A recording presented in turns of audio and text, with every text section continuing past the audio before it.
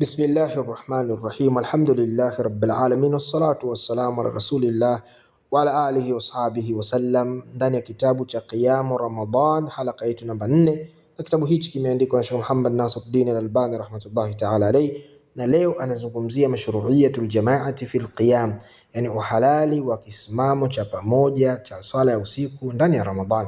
Akasema tushra'ul jama'atu fi qiyam Ramadan, ni halali watu kusimama kwa pamoja wakiswali swala ya tarawihi na swala ya qiyamu usiku, bali hiya afdalu min al-infirad, bali ni afadhali na ni bora kuliko mtu kuswali peke yake. Zote mbili ni halali, lakini bora mtu kuswali kwa jamaa na waislamu wenzake, na ni kwa sababu liiqamati nabii sallallahu alaihi wasallam laha binafsihi, na ni kwa sababu kwamba mtume sallallahu alaihi wasallam aliwasalisha watu kwa pamoja sala hii, japo ni baadhi ya siku, si siku zote.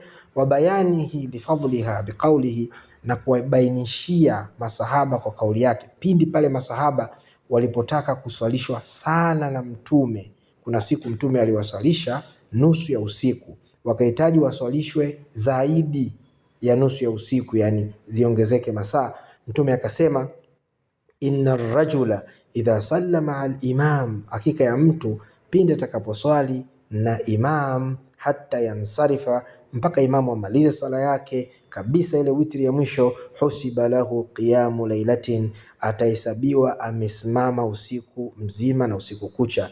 Sawa, kwa siku zingine za usiku mtume akusimama na waislamu wakuwasalisha, maana aliswalia nyumbani kwake, na siku zingine aliwaswalisha waislamu msikitini. Lakini ulipofika usiku wa kuamkia siku ya 27, jamaa ahlahu wa nisaahu wan nas fakama bina hatta khashina an yafutana alfalah. Ilipofika usiku wa kuamkia tarehe 27, aliwaamsha wake zake na watoto zake, akawaswalisha waislamu mpaka wakaogopea kupitwa na daku. Kwa hiyo huu ndio mwenendo wa mtume sallallahu alaihi wasallam.